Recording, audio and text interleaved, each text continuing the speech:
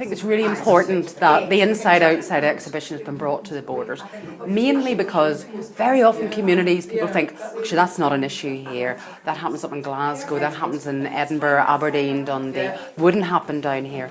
But the reality is that it does. The reality is that, last night I was able to find on one escort agency site 150 women that could be delivered, just like a commodity, down to anywhere in the borders. On a local selling site, there was 37 women available in this area. So the idea that this is not an issue in the borders, I think we need to take a step back and actually reflect upon that, because it is an issue. The exhibition's split into three sections.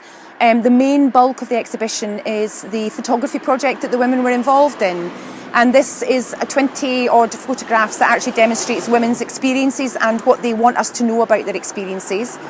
And then there's a small selection of black and white artwork done by an artist representing women's stories. And then there's a third element, which is probably the most evocative in relation to how society really sees women who are working in the sex industry. And this is a piece of art done by an artist who visited some punter sites and has actually drawn up some of the responses by men who've used prostitutes.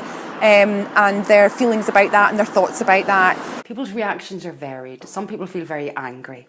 Some people feel disgusted. Some people feel upset. Some people feel frustrated. Some people feel desperately sad and upset with it. So we've had a number of reactions to it.